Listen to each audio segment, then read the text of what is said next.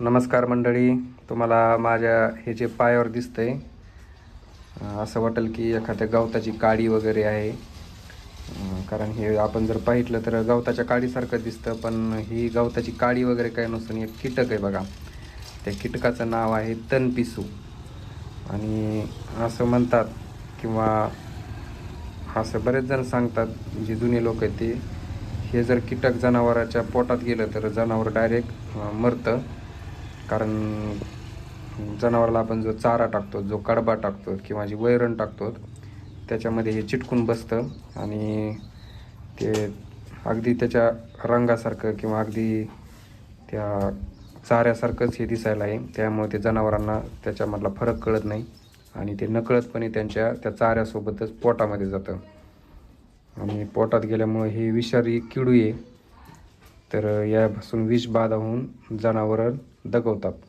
तणपीस नावाचं हे जे किडू आहे ते माझ्या पायावर उडून आत्ता इथं पायरीवर बसलं आहे. तुम्ही जर याचं बारकाईने निरीक्षण केलं तर अगदी गवताच्या वाळलेल्या काडीसारखंच हे दिसतंय. पण ही गवताची काडी नसून एक सजीव प्राणी आहे. यावर सुरुवातीला कुणाचाच विश्वास बसत नाही, पण जेव्हा जर हे हालचाल करायला लागलं तेव्हा आपल्याला वाटतं की हे काहीतरी किडू दिसतंय. पण हे जर शांत असेल तर आपल्याला वाटतं की ही गवताची काडी आहे एखादी. तर आजच्या पिढीतल्या बऱ्याच तरुणांनी किंवा नवीन पोरांनी हे किडू पाहिलेलं नसेल, त्यासाठी आपण हा व्हिडिओ बनवतोय.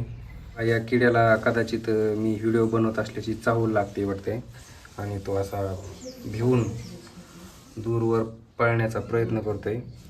त्याला कदाचित उडता येत नसावं, कारण हे किडू मी फक्त 2 ते 3 वेळेस पाहिलेलं आहे आतापर्यंत. आणि हे उडतंय का नाही हे मला म्हणजे माहीत नाही, पण हे बघा चालतंय थोडंसं.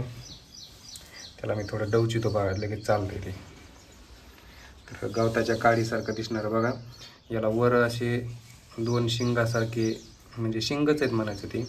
आणि पुढं जे खाली शिंगाच्या खाली जे खाली काडीसारखं दिसतंय ते त्याचं तोंड आहे. आणि याला खाली इकडे 4 पाय आहेत आणि शेपटीचा भाग आहे. आणि मध्यभागी बघा जणू काय गवताची काडीच आहे. गवताचं थोडंसं अर्धवट पान जणू काय त्याला चिकटलं आहे. खरंच देवाची काय किमया असते हे आपल्याला अशा प्राण्यांकडून बघायला भेटतं. या जगामध्ये कसल्या कसल्या प्रकारचे प्राणी अजून असतील याची आपण कल्पनासुद्धा करू शकत नाही.